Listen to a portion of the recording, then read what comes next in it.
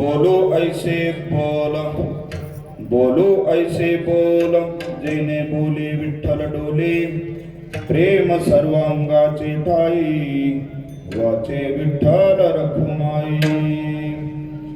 नाचू कीर्तनाचे रंगी, ज्ञान दीप लावू जगी, परे हुनी परते घर, तेथे राहू निरंतर, प्रेम सर्वांगाचे ठाई, वाचे विठ्ठल रखुमाई.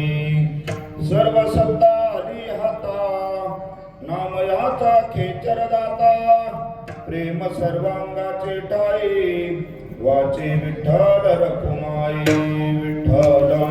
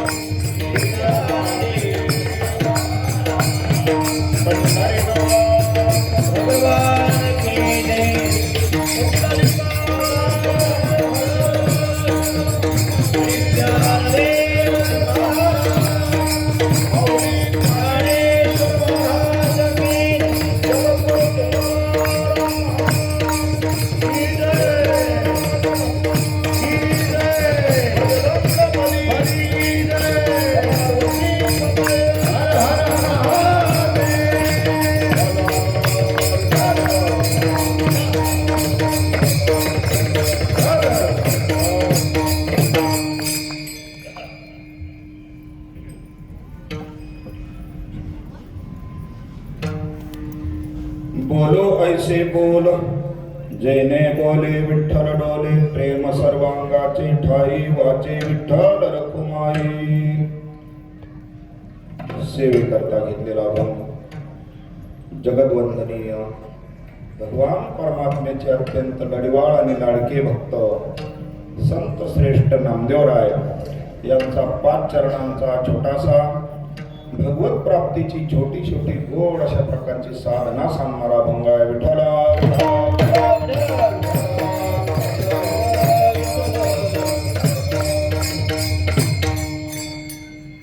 महायोग पीठे तटे भीमरथ्यां, सर्वांनी हात जोडा.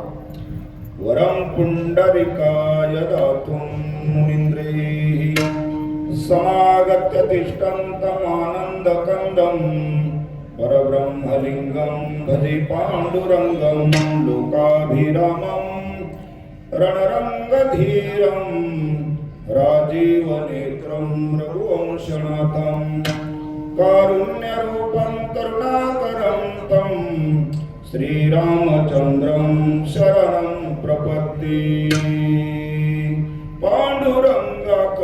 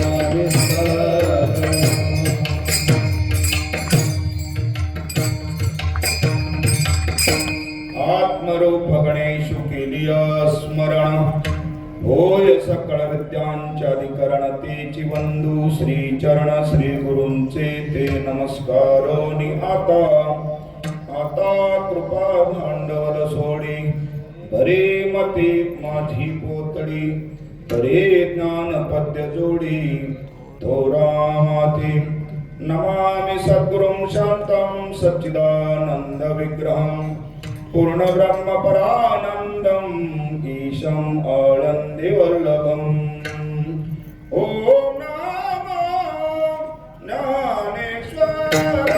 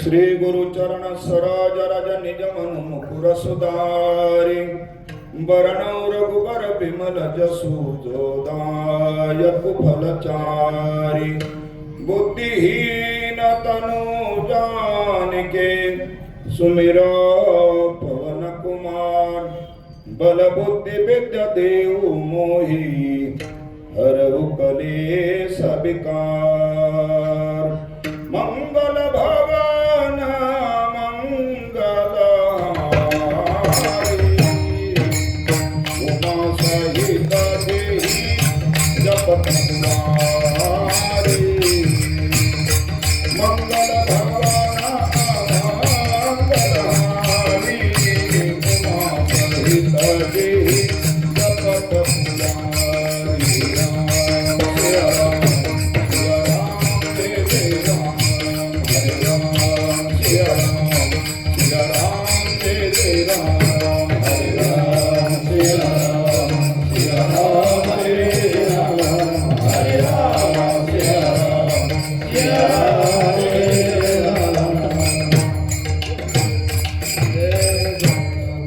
मंगल भवन अमंगलहारी उमा सहित जेहि जपत पुरारी मंगल भवन अमंगलहारी उमा सहित जेहि जपत पुरारी राम सिया राम जय जय राम राम सिया राम जय जय राम।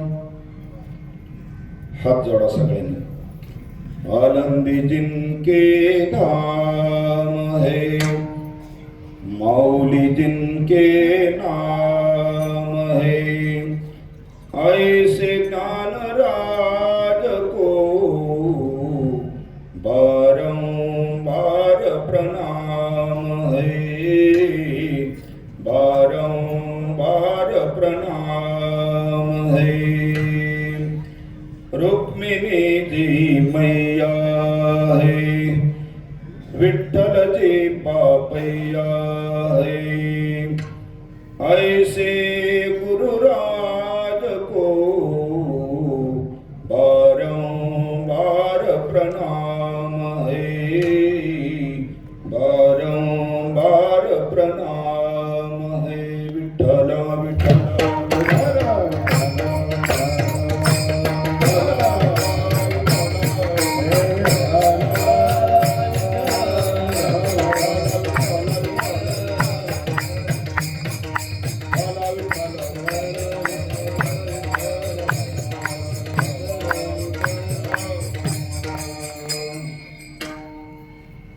बोलो ऐसे बोल जेने बोले विठ्ठल डोले, प्रेम सर्व अंगाचे ठाई, वाचे विठ्ठल रखुमाई. सर्व मायबाप श्रोतृवृंदांना विनंती आहे, थोडं जागसूत बसा. आजचं कीर्तन थोडं जागसूत करणार आहे. मी गपकन मध्ये कोणालाही विचारेल कोणता अभंग घेतलाय, आणि मग इंटरव्ह्यू तुम्ही जर नापास झाले, पाठीमागं वर्ष कितवं लिहिलेलं आहे 46, त्याला बाद लागल बाद. विठ्ठला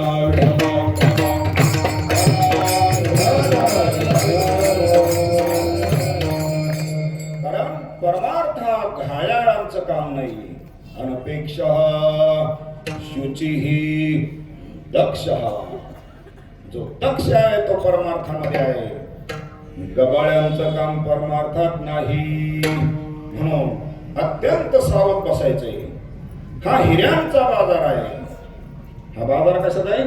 हिऱ्याचा बाजार आहे. हा गाजराचा बाजार नाही. हिरे, माणिक, मोती, सोनं, लग्नाचा बस्ता आणि सोनं आणण्याकरता. सोनं आणायला घायाळ माणूस चालतो का घरातला? एकदम मतिमंद, वाकडा तिकडा आणि अगदी त्याला काहीच कळत नाही असा माणूस सोन्याला चालत नाही. हा सोन्यापेक्षा कितीतरी महत्वाचा बाजार आहे. हे ठिकाण म्हणजे तुकोनी घेतले मोती जैसे.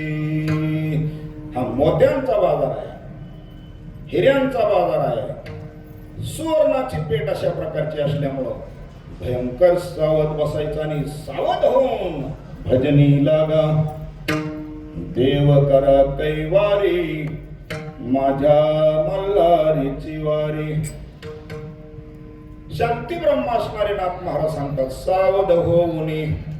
सावध होणाराच बेसावध माणसाचं काम या ठिकाणी नाही. म्हणून 46 वर्षापासून चालत आलेली आपली ही सेवा, आणि या सेवेच्या माध्यमातून निरीक्षण थोडंसं असं आहे, माता मावल्यांना आणि काही मोकळे असताना सुद्धा पुरुष मंडळीला मंडपात यायला उशीर होतोय. शाळेत शिक्षक ज्या वेळेला येतात त्यावेळेला सगळे मुलं शाळेमध्ये हजर असतात, मग शिक्षक येतात. पण दुर्दैव असं त्या ठिकाणी म्हणावं लागल, महाराज आधी येतात. आदरणीय महाराज गायक वादक वृंद मंडळी आधी येतात. खरं कीर्तन आधी निघून जात आहे, आपण नंतर त्या ठिकाणी येतात. विठ्ठला विठ्ठला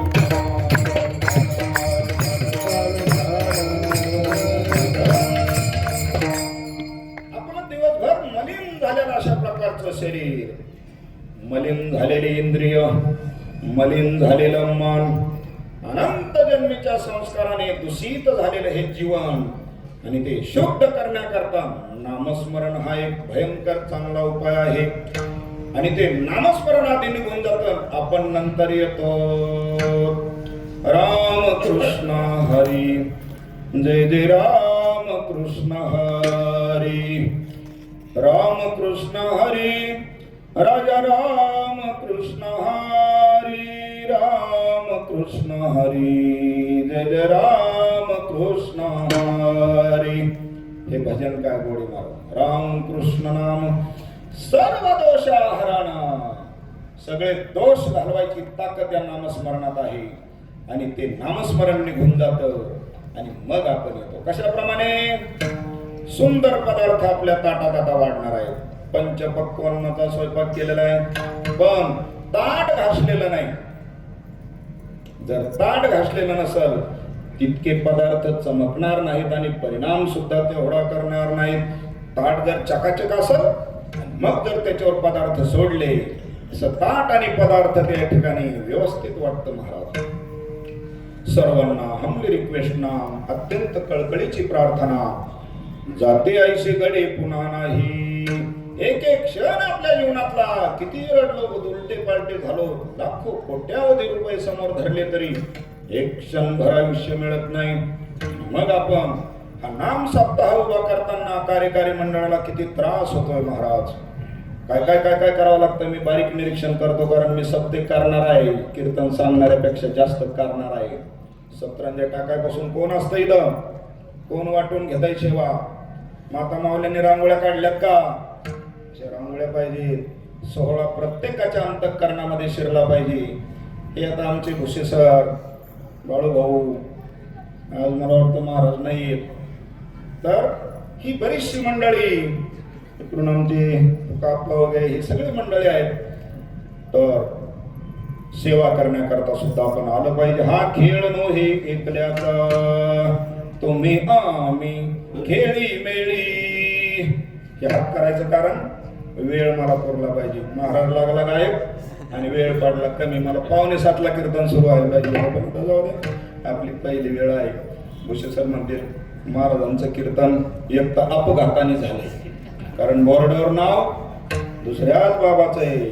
ते आमचे सोयरेच येतं. पण आता सोयऱ्यांना काही अडचण आल्यावर सोयऱ्या करता कोण धावत असतो? सोयरा धावतो.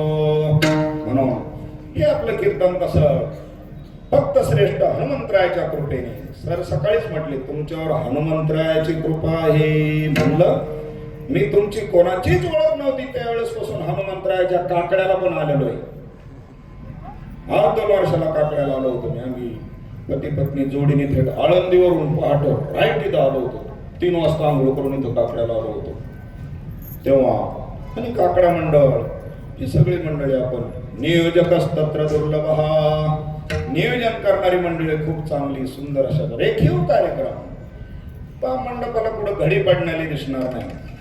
आमचे स्पीकरवाले पहा एकदम आता थोडे गारठल्यावानी झालेत, पण स्पीकरच्या बाबतीत एकदम मस्त कार्यक्रम आहे का नाही? तरुण पोरगा एकदम गारठलाय थोडा, हरकत नाही. पण पहा मंडप, स्पीकर, आवाज सगळं जिथली तिथं व्यवस्थित. त्याचं कारण का? असं नियोजन करणारी मंडळी भेटत नाही. त्याला दृष्टी म्हणतात. कार्यक्रमाची त्याला दृष्टी म्हणतात.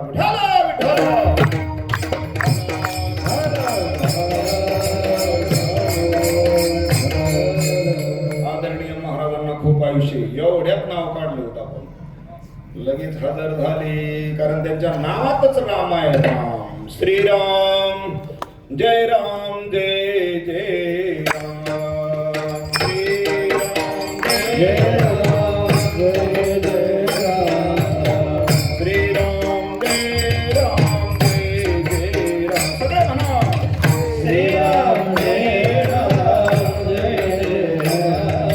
रामाचा सेवक जय हनुमान. रामाचा सेवक जय हनुमान.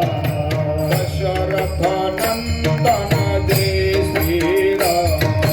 दशरथ नंदन जय श्रीराम. कौशल्या नंदन जय श्रीराम.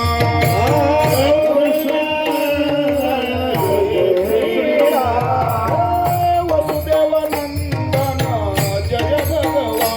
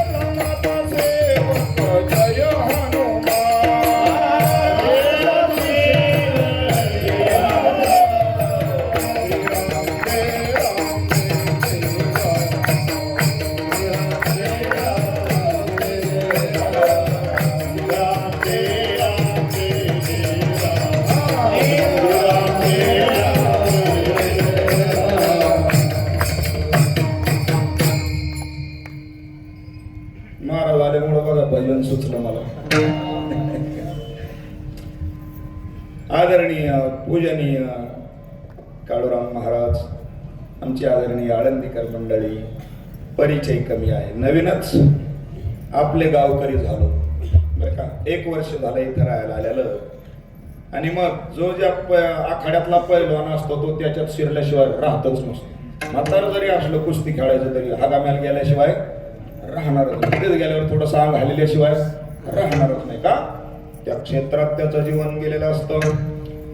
माझे जीवन जवळजवळ 45 ते 50 वर्ष या क्षेत्रामध्ये भजन करत करत श्रवण करत खूप खूप खूप आनंद, थोरा मोठ्यांची कृपा, सद्गुरूंची कृपा आणि जोग महाराजांच्या परंपरेतली आपण ही सगळी मंडळी, थोडासा गुरु परंपरेचा उल्लेख केला पाहिजे. आपलं कौतुक सांगण्यापेक्षा गुरु परंपरा सांगावी, वाढवी महत्व वडिलांचे. वैकुंठवासी गुरुनाम गुरु जोग महाराज माऊली ज्ञानोबरायांचा प्रसाद, प्रत्यक्ष दर्शन, अनुभूती सर्व श्रुत आपण आहोत. त्यांचे 4 खांब आपल्या महाराष्ट्रामध्ये वाघसिंहासारखे. गुरुवरे गुरुनाम गुरु बंकट स्वामी महाराज, लक्ष्मण महाराज, पूजनीय वैकुंठवासी मामासाहेब आणि मारुती महाराज गुरु हे महाराष्ट्रातले 4 दिशेचे 4 खांब आणि वैकुंठवासी जोग महाराजांच्या संस्थेतली ही मंडळी. पूजनीय वैकुंठवासी बंकट स्वामी महाराजांचं गाव बीड जिल्ह्यामध्ये नेकनूर जन्मगाव. थोडस गुरु परंपरेची थोडीशी 5 मिनिटाकरता थोडी ओळख देतो. ज्या वेळेला गुरुनाम गुरु वैकुंठवासी आणि बंकट स्वामी महाराज या गावावरून त्या गावाला कीर्तनाला जायचे, त्यावेळेला सध्याचे जे आपल्या संस्थेचे अध्यक्ष आहेत आदरणीय पूजनीय संदीपान महाराज, त्यांचे वडील बंकट स्वामींच्या बैलगाडीवर असायचे. ही गोष्ट मला संदीपान महाराजांनी जेवता शेजारी बसून सांगितलेली आहे नगरच्या कीर्तनामध्ये. माझे वडील बंकट स्वामींच्या तांग्यावर असायचे. आम्ही थोडेसे भाग्यवान आहोत, आज गाड्या आहेत, पण आपल्या पूर्वजांचा ह्या गुरुवर्य मंडळींचा काळ बैलगाडीतून जाऊन कीर्तन करायचं, या गावाची त्या गावाला बैलगाडीने जायचं आणि कुठं त्या ठिकाणी उजेड पण नसायचा, रानात कुठं खांब नसायचे, कुठं काही परिस्थिती नव्हती.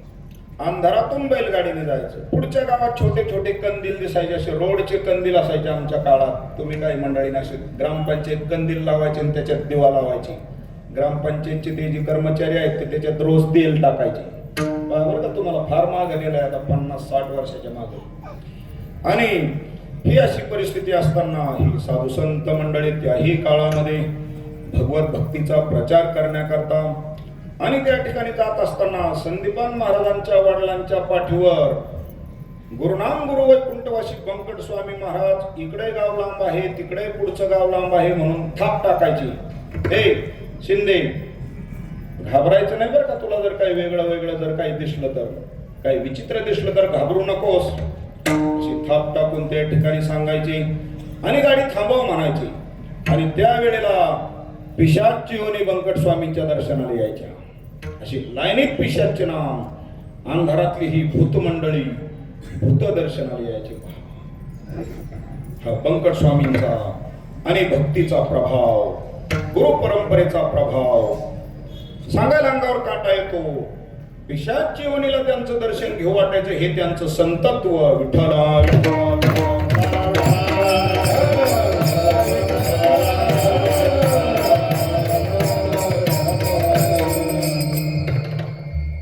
या काळामध्ये 18 महिने मातोश्रीच्या पोटात राहिलेले बंकट स्वामी महाराज 18 महिने पोटात राहिले. आपल्याला पूर्वीचं त्या ठिकाणी संतांचं असणार वाङ्मय माहित आहे. ब्राह्मणाचे पोर एक खेळाशी घाले, 12 वर्ष लपाले रे, कापत कापत बाहेर आले, ते नागवेची पळून गेले रे. आपल्याला हे माहिती, शुकमुनींचा इतिहास माहित आहे. पण या काळामध्ये मातोश्रीच्या गर्भामध्ये 18 महिने राहिलेले पूजनीय वैकुंठवासी गुरुनाम गुरु बंकट स्वामी महाराज 18 महिने पोटामध्ये.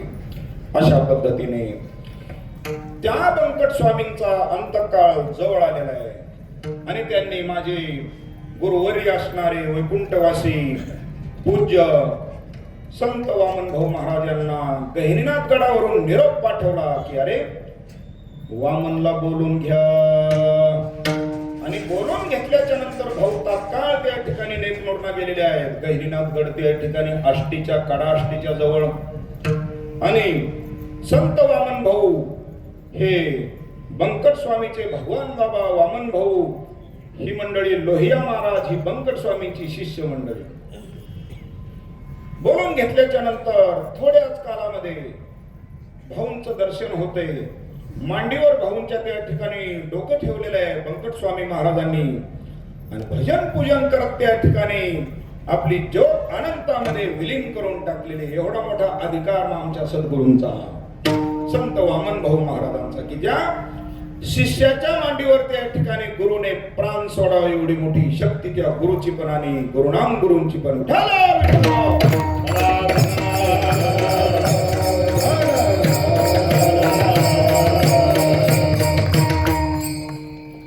एकदा अशी गंमत झाली.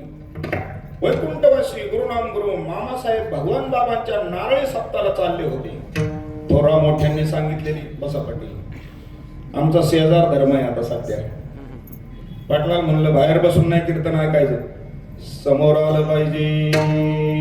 कारण लांब बसून पडद्याच्या आडून कीर्तनाचं 100% फळ मिळत नाही. मागच्या बाजूला बसून अंधारात बसून कीर्तनाचं फळ मिळत नाही. समोर बसल्याच्या नंतर 100% फळ. या कक्षेच्या आतमध्ये 100% फळ. आल्यानंतर झोप घेतली तर अजगराचा जन्म. आल्यानंतर मुक जर बसलं तर मुक्याचा जन्म. मुक झालो वाचा गेली पंडित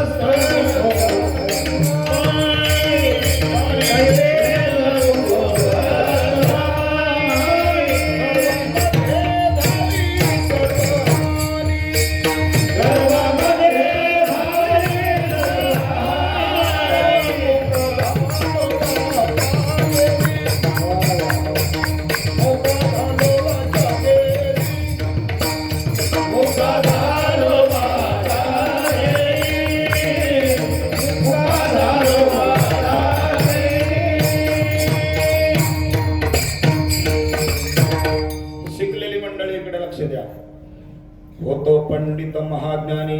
महाज्ञानी होतो पंडित होतो सगळ्यात जास्त ज्ञानी होतो. 6 शास्त्र 18 पुराण पाठ होते पण गर्वामध्ये वाटोळ झालं म्हटले. भजनाला कीर्तनाला आलो इथं भजन केलं नाही मुका बसलो. परिणाम कुत्र्या मांजऱ्याचा गाढवाचा जन्म मिळाला. ते सगळे मुके अशा प्रकारे त्यांना भावना व्यक्त करता येत नाहीत बोलता येत नाही. कीर्तनात येऊन जर उठून गेलं पिशाच जीवनी प्राप्त होते. मध्ये सुटल्यानंतर भूताचा जन्म प्राप्त होतो. अंधारातली योनी. भूत कुठं राहतात अंधारात. इथून माणूस उठून पुढे जातो अंधारात जातो. भूतांचा जन्म प्राप्त होतो. कारण भूताला नामस्मरण नसतं. अर्ध्यातून जर समजा पेशंट उठून पळाला स्ट्रेचरवर घेतलेला पाटील पेशंट स्ट्रेचरवर घेतला. भूल द्यायची आता. भूल दिली. भूल दिल्याच्या नंतर डॉक्टर फक्त ते भुलीचं सामान ठेवायला गेले आणि धूम ठोकली बाहेर पळून गेला. नुकसान डॉक्टरचं का पेशंटचं. अगदी तसलाच प्रकार ज्या वेळेला आपण कथा कीर्तनातून उठून जातो अत्यंत वाईट वाटतं भगवान परमात्म्याला. का कथा कीर्तन पहिलं रामकृष्ण सुरू झाल्यापासून भगवान इथं उभे असतात. रंग बरे कीर्तनात प्रेमे हरिदास नाचत तेथे असे देव उभा. रंग बरे कीर्तनात प्रेमे हरिदास नाचत तेथे असे देव उभा. रंग बरे कीर्तनात प्रेमे हरिदास तेथे असे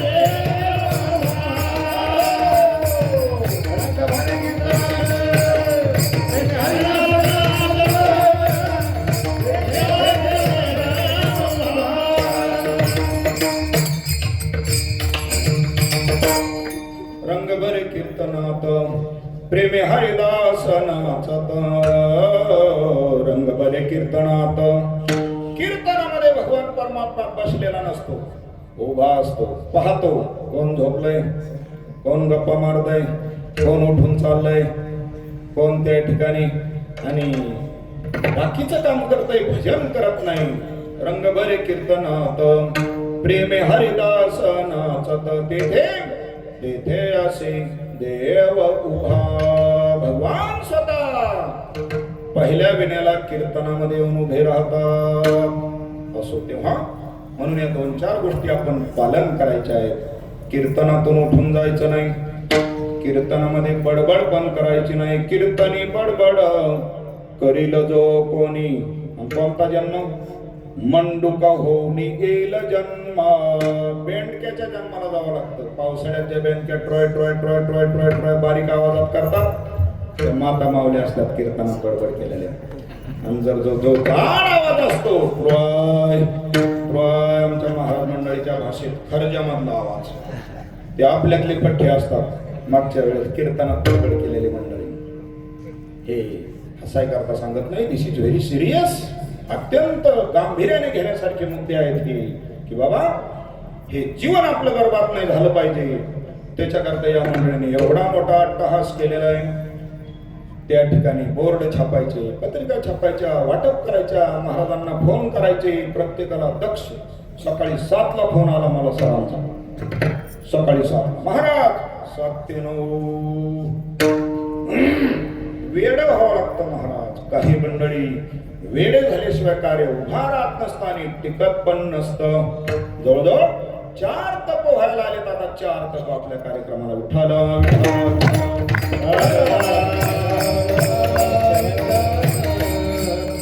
फक्त थोडस मी आजी नाराजी आहे गावकरी म्हणून का 4 तपाच्या मानाने पब्लिक जरा थोडीशी कमी आहे. कारण तुम्हाला थोडी माणुसकी कमी आहे सगळ्यांनाच. कशी काय? दुसऱ्या दिवशी चांगलं जर होत असेल तर थोडस खोटं बोलायला काही हरकत नाही. तुम्ही उद्या सकाळी गेला ना, माता मावल्यांना विनंती आहे, शेजारणी पाजारणीकडे काही कारण नसता जाऊन 2 मिनिटं जाऊन उभं राहायचं. काय बाई, काय रात्रीचं कीर्तन, आणि कीर्तन संपल्या महाराजांनी एक साडी वाटली. काय म्हणायचं? कीर्तन संपल्या एक साडीची घडी हातामध्ये दिली. उद्याच्याला नाही डबल गर्दी झाली तर पा. आता साड्याचा कार्यक्रम ते तुमचा तुम्ही बघा मग घराघरी होती का काय होतं. देव जोडे तरी करावा धर्म. जर चांगलं होत असेल तर थोडं खोटं बोलायला काय हरकत आहे. इथं आल्याच्या नंतर ती माऊली किंवा बाबा म्हणते, हो ती साडी नाही मिळाली तरी चालत, पण हे चिंतन श्रवण ऐकायला भेटलं. त्या साडीला काय करता उत्ताड आला घरामध्ये, कपाटाची कपाट भरले साड्या नेमक्याने. पण हे तुझ्यामुळं मला घडलं. आपण 10वा सांगतो, 13वा सांगतो, मेलेलं सांगतो, गेलेलं सांगतो, आलेली सांगतो, सगळं सांगतो. पण कीर्तनाचा निरोप लेकी बाळी शेजारणी पाजारणी घोड बोलून एक पकडून आणायची का उद्या जागा पुरणार नाही. नक्कीच एवढं काम करा, निमपुण्य तुम्हाला नफा होणार. मला नफा, आपण नफ्या करता त्या ठिकाणी जीवन जगतो. कीर्तन क्षेत्रात पण नफा झाला पाहिजे. असो तेव्हा हे करणारी मंडळी, आम्ही एका गावाला गेलो त्या ठिकाणी, आणि त्या गावच्या मंडळींनी नियोजन केलेलं नेमकी काल्याच्या दिवशी सकाळी मिरवणूक. आणि त्या मिरवणुकीला अशा पद्धतीने तुफान गर्दी झालेली. कलश घेऊन माता माऊल्या, तुळशी घेऊन माता माऊल्या, टाळकरी मंडळी, गावकरी मंडळी, नवे कपडे वस्त्र परिधान करून एकदम वातावरण छान. रथ पण आणलेला आहे मिरवणुकीला, रथ. आणि त्या पद्धतीने सगळी सामग्री जमली असताना नेमके नियोजन करणारे जे 2-4 जण होते. भैरवनाथांचा कार्यक्रम होता, पण भैरवनाथाची मूर्ती किंवा त्या ठिकाणी फोटोच आणायचा विसरला. कार्यक्रम सप्ताह भैरवनाथाचा. आता रथात ठेवायला फोटो किंवा मूर्ती नको का? पण ऐन टायमाला एवढ्या लोकांना काय सांगणार? आता लोक फडफड बोलणार यांना. एक फार डोकेबाज होता त्याच्यातला. तो म्हणला, भैरवनाथ म्हणजे खंडेराय, खंडेराय म्हणजे भैरवनाथ. मग आपण असं करू ना, कुत्र्यात कोणता देव आहे म्हणले? हा, कुत्र्यात कोणता देव असतो? खंडोबा. एक शेजारच्या त्या ठिकाणी पाळलेलं कुत्र होतं, आणि त्या कुत्र्याला पुसून पासून झटकून त्या ठिकाणी गंध लावला, अंगावर एक शाल टाकली, दिलं रथामध्ये उभा करून. चला म्हणले आता दिंडी. लोकांना काय माहिती पुढं मागं लोक होते. चला म्हणले, निघाली दिंडी. ज्ञानोबा तुकाराम तुकाराम तुकाराम.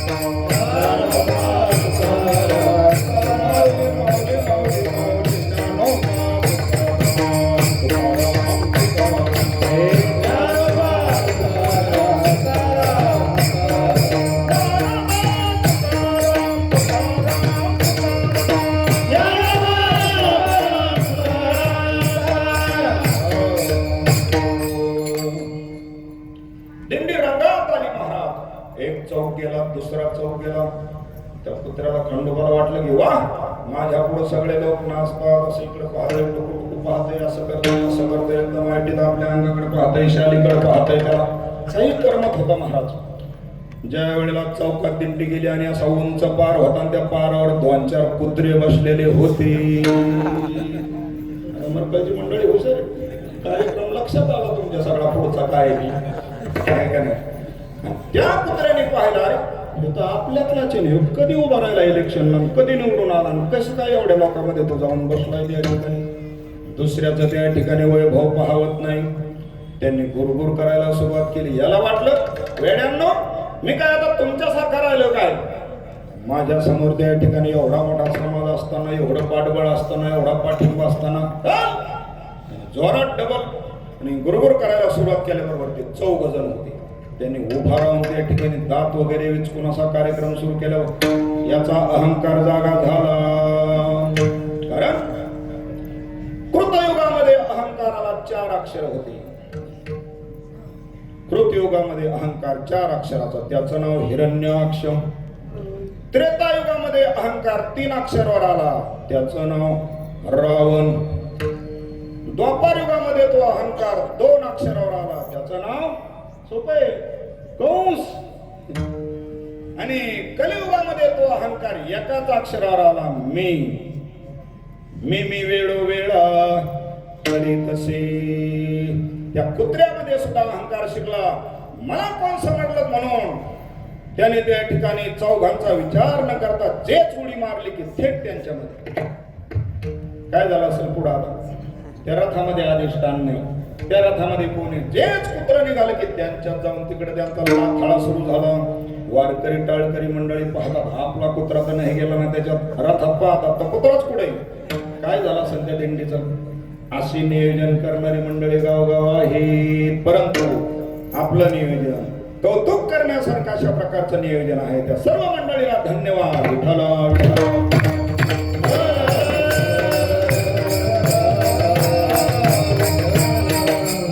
तुम्ही काही म्हणा मला राहत नाही.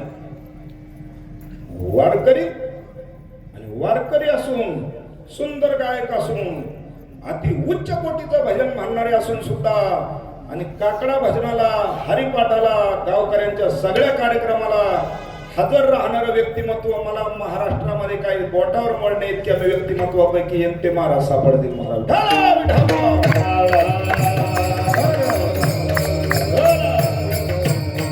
नाहीतर कलाकार आणि उंच दर्जा प्राप्त झालेली मंडळी हरिपाठाला येत नाहीत, काकडा भजनाला येत नाहीत, गावकऱ्यांच्या कार्यक्रमात तर क्वचितच त्या ठिकाणी आलेले दिसतात. आदरणीय महाराज पूजनीय काळूरामजी महाराज सगळ्या कार्यक्रमाला मी जेव्हा जेव्हा पाहतो आणि मला यायला या ठिकाणी फुरसत मिळते त्यावेळेला महाराज या सगळ्या मंडळी बरोबर, जुन्या मंडळी बरोबर भजन करतात. इकडच्या बाजूने 30-40, इकडच्या बाजूने 30-40. एरवीच्या हरिपाठाला पण एवढी आमची ही वडीलधारी मंडळी महाराज काय परमार्थ टिकवला.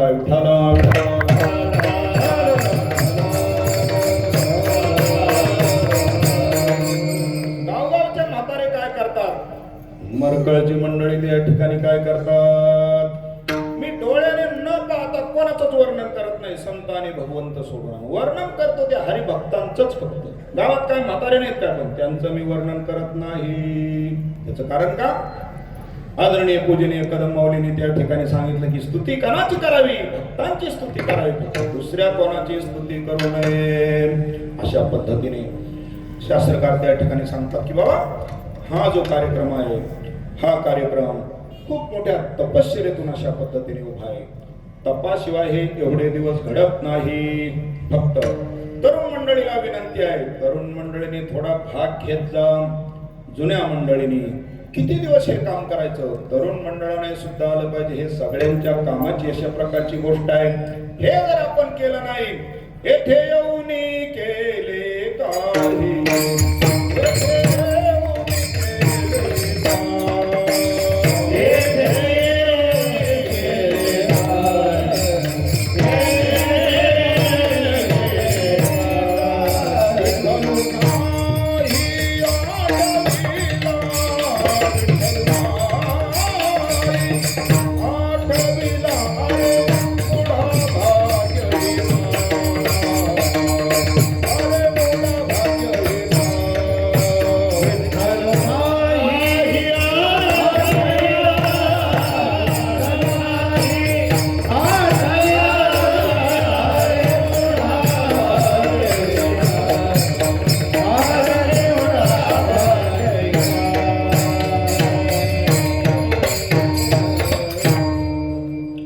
येथे येऊन केले काय? कुठं? या मंडपात येऊन सुद्धा भजन नाही केलं तर उपयोग काय? येथे येऊन केले काय? विठ्ठल नाही आठविला अरे मुढा भाग्यहीना. अरे इथं येऊन जर भजन नाही केलं, गावातल्यांना नाव ठेवून काय उपयोग? ते तर आपल्या कक्षेतच नाही. शाळेत गेलेल्या मुलांनी जर अभ्यास नाही केला, उपयोग काय? जनावर वळतात, त्यांचा विषयच पुढे महाराज. म्हणून शास्त्रकार सांगतात, सद्गुरु माझे गुरुनाम गुरूंच्या असणाऱ्या सप्ताहाला मामासाहेब जात असताना एक अशी गंमत घडली. पलीकडच्या बाजूला त्या ठिकाणी वैकुंठवासी भगवान बाबांचा नारळी सप्ताह होता आणि रस्त्यामध्ये भगवान बाबांचा आपला संत वामन भाऊचा सप्ताह होता. दांडेकर मामांना वाटलं की बाबा भाऊंची फक्त भेट घेऊन जावं. वास्तविक पाहता भाऊ शिष्य, भेट घेऊन जावं म्हटले आणि मग पुढे त्या ठिकाणी कार्यक्रमाला भगवान बाबाच्या नारळी सप्ताहामध्ये कीर्तनाला जाऊ. भाऊंची भेट झाल्यानंतर भाऊंनी दर्शन केलेलं आहे मामासाहेबांचं. भाऊ मामासाहेबांना म्हटले, महाराज फक्त जाता जाता थोडस प्रवचन करून जा.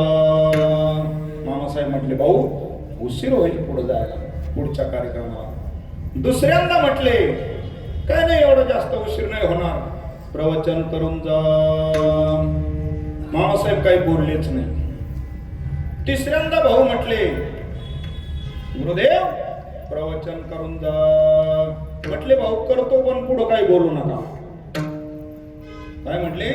करतो प्रवचन पण पुढं काही बोलू नका, कारण आमच्या सद्गुरूंना वाचासिद्धी होती. वाचासिद्धी जसं बोलतील तसंच त्या ठिकाणी होत होतं. गुरुवारांना सुद्धा शिष्याचा धाक होता, एवढी मोठी उंची त्या भाऊंच्या भक्तीची. महाराज पुढं काही बोलू नका, म्हणजे कीर्तनही व्हायचं नाही, इथलं प्रवचनही व्हायचं नाही, सगळा खेळ खंडोबा होईल. पुढं काही बोलू नका, मी आपसात प्रवचन करतो. अशा पद्धतीने हे भगवान बाबांचं आणि संत वामन भाऊचं आणि बंकट स्वामीचं अशा प्रकारचं हे नातं. एक शेवटचा अर्ध्या मिनिटाचा दृष्टांत सांगतो आणि आपल्या मूळ विषयाकडे त्या ठिकाणी परत येतो. एका मुस्लिम गृहस्थाचा आणि असा मंडप टाकण्याकरता घराचा ओटा त्या ठिकाणी आडवा येत होता. संत वामन भाऊ महाराजांच्या नारळी सप्ताह करता सरळ मंडप येण्याकरता वाट्यावर थोडासा मंडप जात होता. त्या मुस्लिम गृहस्थाकडे त्या ठिकाणी गावातली मंडळी गेली, इस्लाम भाई ये तुम्हारे जो ओटा है ओटे के ऊपर थोड़ा ये मंडप का लकड़ी या खंबा आने वाला है, जरा चलेगा कहीं इधर खोदा तो? वो मालूम नहीं मेरे को ऐसा करने का नहीं, तुम्हारा उधर तुम्हारी जगह पे मंडप रखो. एकाने विनंती केली, दहाने विनंती केली, ऐकलं नाही बाबा. पण शेवटी भाऊंच्याकडे गाराणं आलं. भाऊंनी सांगितलं, हो थोड्या दिवसाकरता मंडप टाकायचा आहे, 7 दिवसाकरता, तर तुम्ही त्या ठिकाणी थोडं सहकार्य करा. मंडप सरळ जर नाही आला तर थोडीशी अडचण येते, सगळाच खेळ किरपा होतोय. नाही ऐकलं महाराज, नाही ऐकलं त्यांनी. भाऊंनी शेवटी आपल्या लोकांना सांगितलं, जाऊ द्या म्हणले, आपला मंडप अलीकडे घ्या, जसा होईल तसा होऊ द्या. त्यांना जागा लागणार आहे म्हणले, माणसं जमतील आता इथं 2-4 दिवसात, त्यांना त्यांच्या कार्यक्रमाला जागा लागेल. तर जो मंडपाला विरोध केला तो मेला महाराज 2 दिवसात. आणि तिथं बसायला जागाच लागली त्यांना, कारण माहितीच्या टायमाला माणसं बसतात. ही आमच्या सद्गुरूंची वाणी होती महाराज. जसं बोलाल तसं व्हायचं, कडकडीत ब्रह्मचर्य, बाल ब्रह्मचर्य, अशा प्रकारचं जीवन त्यांचं.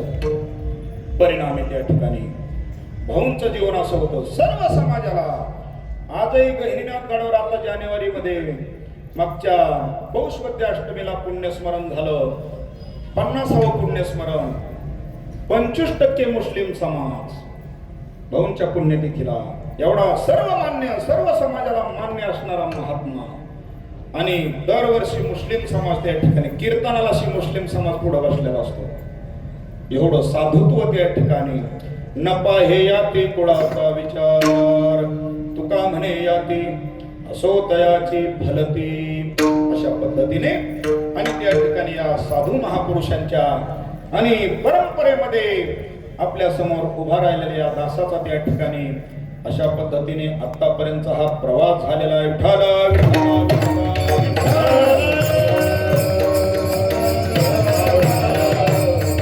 त्यांचा अभंग घेतलेला आहे ते अत्यंत लढीवाळ अशा प्रकारची लाडके. जसं आपल्याला घरामध्ये 2-3 मुलं असावीत आणि त्याच्यापैकी एक छोटंसं जे असतं ते अत्यंत लाडकं असतं. कोणाचं तरी आई वडिलांचं ते अत्यंत एक लाडकं असतं. त्याप्रमाणे भक्त श्रेष्ठ असणारे नामदेव महाराज पांडुरंग परमात्म्याचे अत्यंत लढीवाळ आणि लाटक्या लाडके आणि हट्टी अशा प्रकारचे भक्त. किती हट्टी आणि किती लाडके. एक त्या ठिकाणी पुराणातलं उदाहरण सांगून पुढे चालतो. ज्या वेळेला भगवान पंढरीश परमात्म्याला वाटलं नामदेव महाराजांचा थोडसा त्या ठिकाणी चेष्टा मस्करीचा कार्यक्रम करावा. आषाढी एकादशीला भगवान परमात्म्याने एका ब्राह्मणाचं रूप धारण केलं. पंढरीनाथाने ब्राह्मणाचं रूप धारण केलं. ब्राह्मणाचं रूप धारण केल्याच्या नंतर एकादशीच्या दिवशी संत नामदेव महाराजांच्या आणि त्या ठिकाणी राजाईच्या आणि या सर्वांच्या वाड्यासमोर त्या ठिकाणी हाक दिली, भिक्षाम देही. काहीतरी खाण्याकरता भिक्षा द्या म्हटल्याबरोबर गोनाई माता समोर आलेल्या आहेत. राजाई माता समोर आले. महाराज आपल्याला आज एकादशी आहे, काय पाहिजे? सांगितलं आपल्याला एकादशी वगैरे काही नाही, आपल्याला रोजचा माल खायला पाहिजे. भाजी पोळी चालल, भजे चालतील, कुरडई चालल, शिरा चालल, वरण भात चालल, जे काय असेल ते उपवासाच्या भानगडीत आपण पडत नाही. आणि एकादशीचा दिवस, आषाढीचा दिवस, नामदेव महाराजांच्या घरी हे पाहुणे आलेले. आता ते देवच होते, फक्त रूप बदलून त्या ठिकाणी गेलेले होते. त्यावेळेला त्यांनी सांगितलं आमच्या घरामध्ये आज उंदराला सुद्धा एकादशी आहे. कारण ते शास्त्र जाणणारे सगळी मंडळी त्या ठिकाणी एकादशी करणारी. कारण नामदेव महाराजांचा सगळा परिवार त्या ठिकाणी भक्तांचा परिवार. राजाई गोनाई दोघी सासू सुना, दामा आणि नामा बाप लेक. किती झाले मोजीचा? किती झाले? 4. राजाई गोनाई सासू सुना, राजाई गोनाई दोघी सासू सुना, नामा आणि दामा बाप लेक. नारा विठा गोंदा महादाचारी पुत्र, नारायण विठ्ठल गोविंद आणि महादेव हे नामदेव महाराजांच्या मुलांची नाव. लाडाई गोडाई येसाई साखराई, चौघी सुना पाही नामयाच्या. या चौघांच्या 4 बायकांची नाव. लग्न झालंय का? नाही? असं धोरणात नाव पाहिजे जरा. लाडाई, काय सुंदर नाव. गोडाई, येसाई, साखराई, किती नावातच किती गोडी आहे महाराज. लाडकी, गोडी. आता त्याचंच इंग्रजीत रूपांतर केलंय. काही जण स्वीटी म्हणतात. त्या स्वीटीला, स्वीटीचं नाव गोडी. बऱ्याच मंडळीच्या घरात स्वीटी आहे, पण त्या स्वीटीची कधी शिट्टी होईल त्याची सांगता येत. कारण म्हाताऱ्या माणसाला इतकं असं पद्धतशीर म्हणता येत नाही. ते शिट्टी म्हणते. ते म्हणते बरं आपलं सोपं शिट्टी शिट्टी. तर लाडाई गोडाई येसाई साखराई, चौघी सुना पाही नामयाच्या. किती झाले आता? 12. त्यानंतर लिंबाई ती लेकी, आऊबाई बहिणी. लिंबाई, लिंबाई नामदेव महाराजांची लेक, आऊबाई नामदेव महाराजांची बहीण. आता किती झाले? 14. आणि यांच्या घरामध्ये अजून एक भगवत भक्त त्या ठिकाणी बाहेरून आली. वेडी पिसी जनी नामयाची,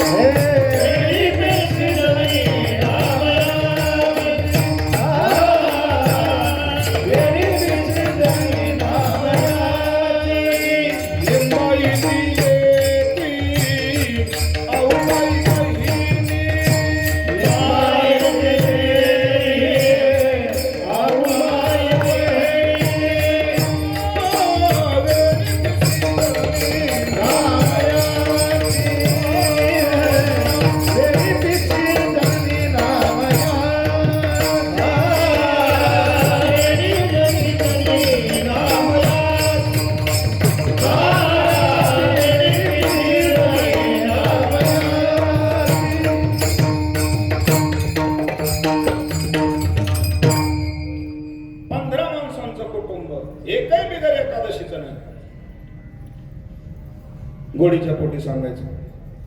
एकादशी कोण कोण करताय? वर हात करा.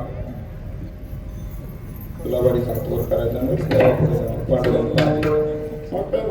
आपण काय धरत नाहीत, या खाली आता. जे धरत नाहीत त्यांच्या करता एक पुढच्या एकादशी पासून सूचना आहे. जर आपण एकादशी धरली नाही, संत महात्मे सांगतात त्या दिवशी कुत्र्याची शी खाल्ल्यासारखं आहे. एकादशीच अन्नपान जे नर करीते भोजन स्वान विष्ठे समान अधम जनते राहिलेल्या आयुष्यामध्ये एकादशी करा. एकादशीच्या दिवशी सगळी पाप नेहमीच्या अन्नावर येऊन बसतात. आपण ती पाप खाता. पाटील कुटाणा वाढला बरं का आपल्या माग.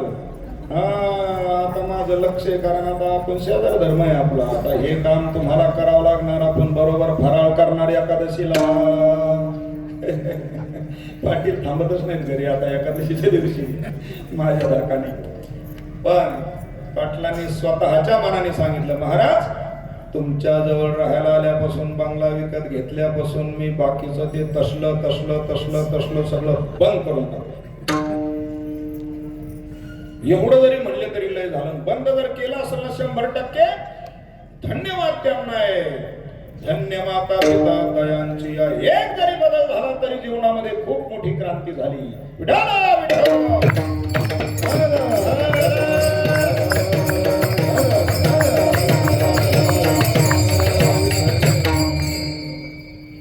नामदेव महाराजांच्या घरापुढं भगवान पंढरीश परमात्मा ब्राह्मणाच्या रूपामध्ये आलेले आहेत.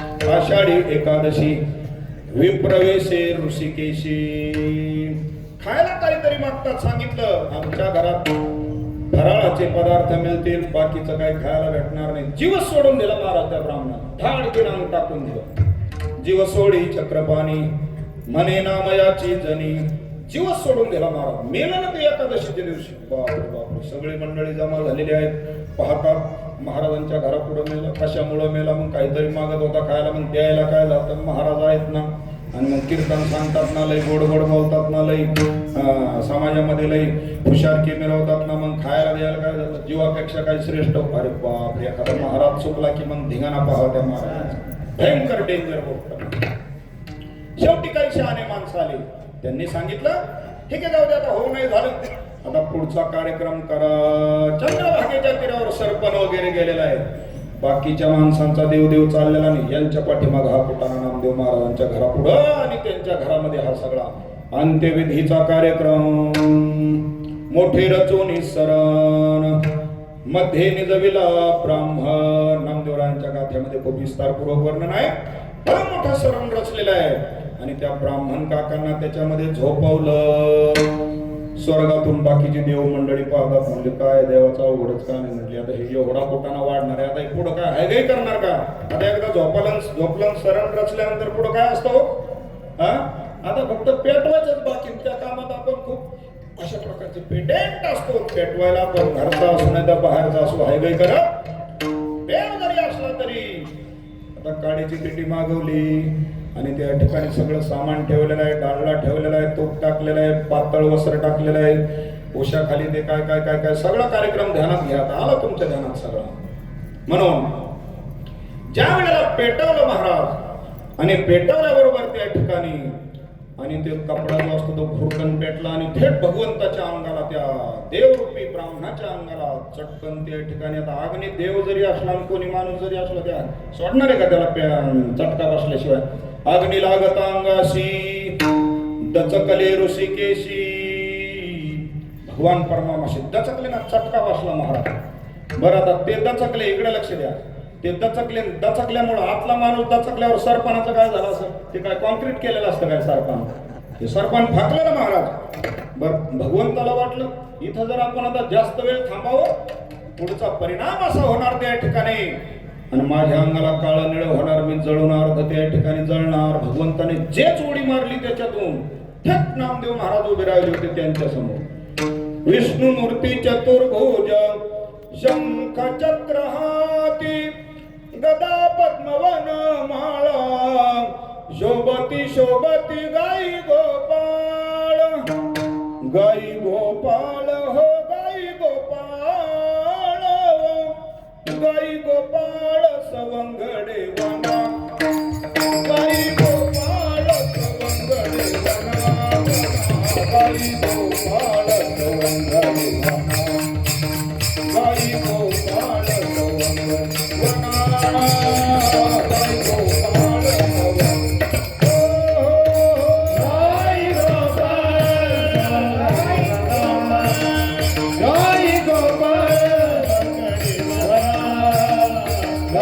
गोपाळ सौंदर्य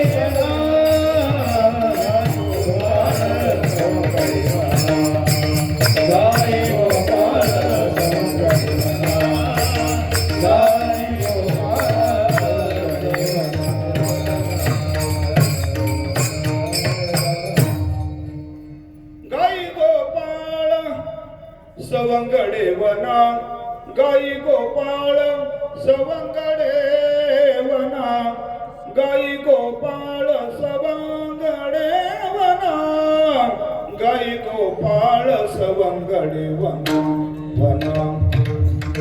गवळणीमध्ये वर्णन येते विष्णुमूर्ती चतुर्भुज शंख चक्र गदा पद्म वनमाळा शोभती शोभती.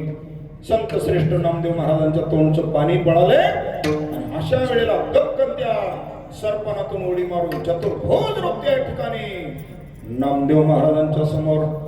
आणि नामदेव महाराज त्या देवाला धापटाकीत होतात. नामा म्हणे विठोबाला आणि कार्यांत पाहिला. हे भगवंता तू आताच काय याच्यात हो कसा करता असं केलं काय नाही म्हणले तुझी चेष्टा केली. याला म्हणतात दडवाळ भक्त विठाला विठाला.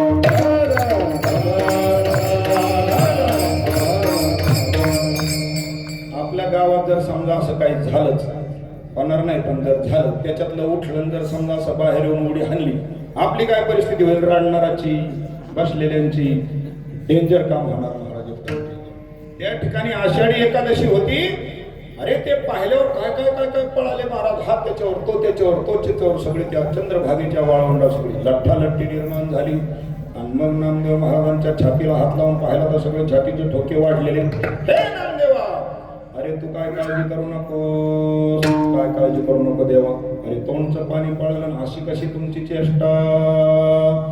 इतके लढीवाळ भक्त असणारे संत नामदेव महाराज ते सांगतात बाबा रे अरे भगवंताला जर त्या ठिकाणी खुश आनंदी आणि प्रसन्न करायचं असेल तर कसं बोललं पाहिजे. बोलू ऐसे बोल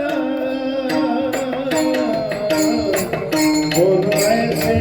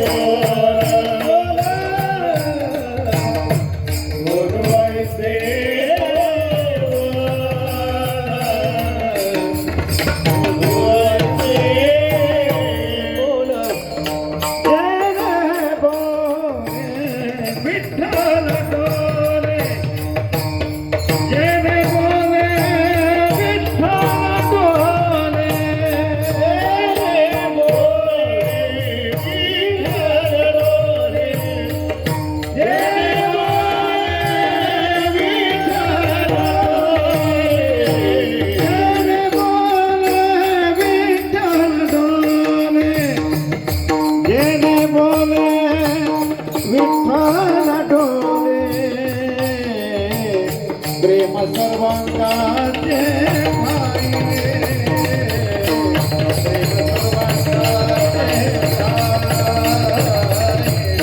प्रेम सर्वांगाचे ठाई ठाई प्रेम सर्वांगाचे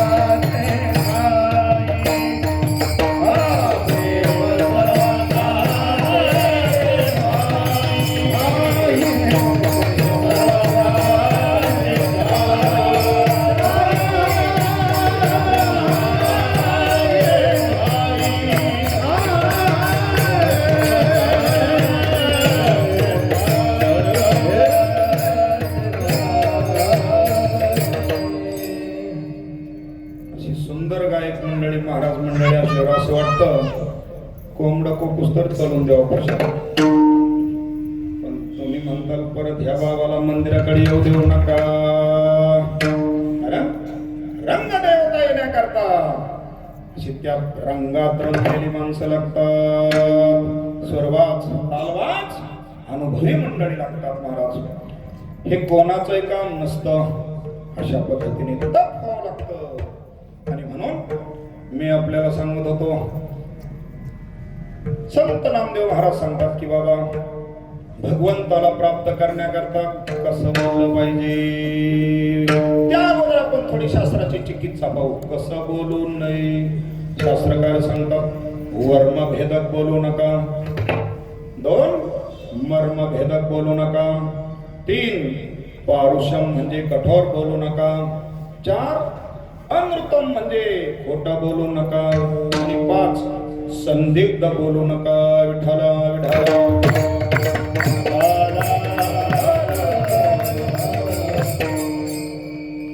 मर्मभेदक बोलू नका. कोणाच्या मर्मावर घाव बसला अशा प्रकारचं बोलू नका. सीता माता लक्ष्मणाला त्या ठिकाणी म्हणते भाऊजी आपण ज्या अर्थी त्या ठिकाणी प्रभू रामांची किंचाळी ऐकू आली असताना आपण जात नाही, त्या अर्थी आपल्या मनात काहीतरी काळवेर अशा प्रकारचा आहे. विचार करा, जो लक्ष्मण सीतेकरता रडलेला, ज्या वेळेला सीतेला भगवंताने अग्नीमध्ये गुप्त करून टाकलं, अग्नी परीक्षा घ्यायला लावली, त्या ठिकाणी परत आणल्याच्या नंतर ढसा लक्ष्मण त्या ठिकाणी रडत होते. सीता मातेला लवकुश पोटामध्ये असताना आणि त्या ठिकाणी वनामध्ये सोडण्याकरता लक्ष्मणाची नियुक्ती केली असताना ढसा लक्ष्मण रडत होते, भांडत होते देवाबरोबर, रामांच्या बरोबर भांडत होते. एक दिवस अशी परीक्षा घेतली. पोपटाच्या रूपामध्ये प्रभू रामचंद्र झाडावर येऊन त्या ठिकाणी थांबलेले आहेत. प्रभू राम बाहेर गेल्याच्या नंतर आणि लक्ष्मणाचा पहारा त्या ठिकाणी सीता माते करता असायचा पंचवटीमध्ये, नाशिकला त्या ठिकाणी. इकडे लक्ष द्या. रामांचा बाहेर प्रवास असल्यानंतर लक्ष्मण म्हणजे त्या ठिकाणी सीता मातेकडे लक्ष द्यायचे, पहारा करायचे. एक दिवस प्रभू राम त्या ठिकाणी परीक्षा पाहतात. अंतरीची घेतो गोडी पाहे जोडी भावाची. भगवंताचं कामच असतं की यांचं अंतर कसं काय आहे, हृदय कसं काय आहे. आणि परीक्षा पाहण्याकरता एका झाडावर जिथं लक्ष्मण पहारा देतोय सीता मातेला, पोपटाच्या रूपात आल्याच्या नंतर मोठ्याने बोलतात पोपटाच्या माध्यमातून, हे ग्रहस्था, अरे त्या ठिकाणी एकांत अशा प्रकारचा आहे, वयाची साम्यता आहे, वय सारखं आहे, एकांत आहे, आणि सगळ्या गोष्टी अनुकूल असताना जगात असा कोण आहे की त्याच्या मनामध्ये पाप वासना येणार नाही. स्त्रीच्या बाबतीत प्रश्न मोठा गहन होता. इकडे लक्ष द्या. आणि भगवान लक्ष्मणाच्या कानावर ही गोष्ट पडल्यानंतर लक्ष्मणजी त्या ठिकाणी गंभीर झालेले आहेत. अरे माणसासारखा आवाज येतोय पण समोर कोणी दिसत नाही, समोर काय येत नाही असा प्रश्न विचारला त्या ठिकाणी आडबाजूने. ते राम होते महाराज, अरे प्रश्न महत्वाचा आहे, समोर यायची गरज काय आहे, प्रश्नाचं उत्तर दे, बाकी फुशारकी मारू नकोस. असं खडसावल्याबरोबर त्या ठिकाणी लक्ष्मणाने उत्तर दिलेलं आहे. ज्याची आई महान पतिव्रता आहे, ज्याचे वडील कुलवान सिलवान अशा प्रकारचे आहे, ज्याचं कुळ अत्यंत पुण्य पावन पवित्र अशा प्रकारचे, अशाही वेळेला त्याच्या मनामध्ये पाप वासना निर्माण होणार नाही.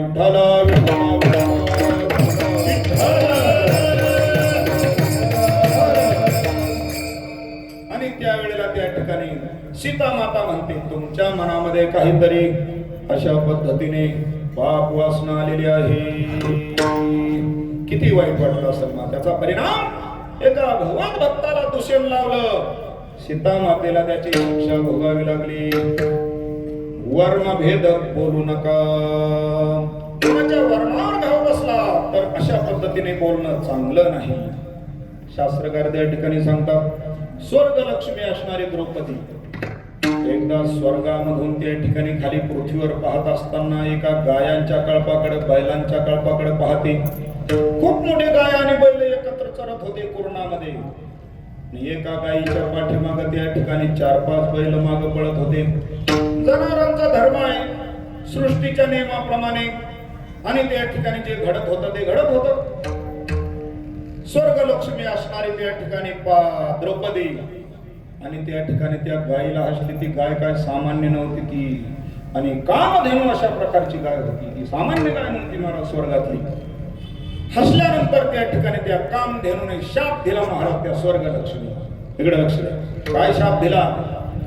हे हसणारी तू कोण आहेस मला माहित नाही, पण तू ज्या अर्थी मला हसलीस ना, आमचा पशूंचा जो धर्म आहे त्या धर्माला पाहून तू हसलीस ना, दुसऱ्याला पाहून हसलीस ना, तुला सुद्धा 5 पती बरोबर लग्न करावं लागणार.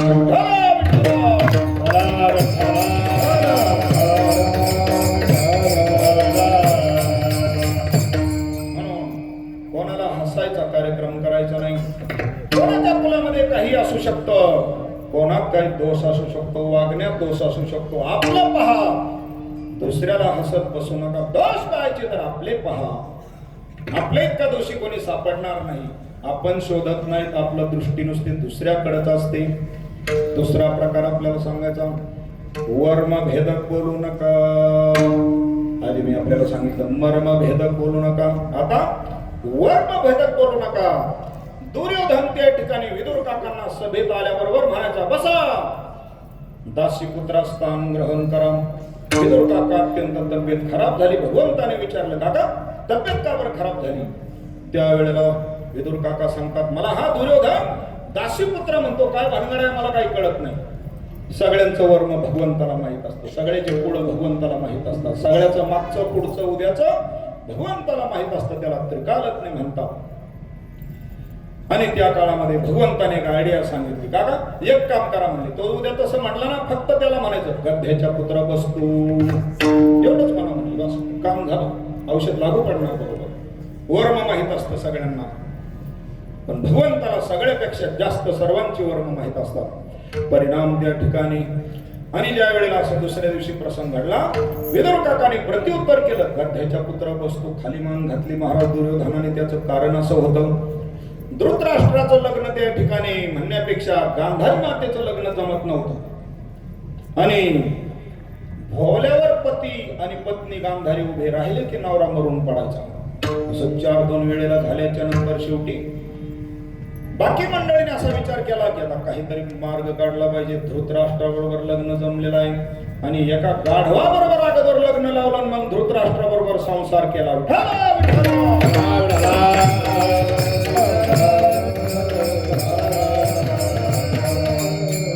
गोष्ट फक्त भगवान श्रीकृष्णाने दुर्योधनाला पण माहिती होती.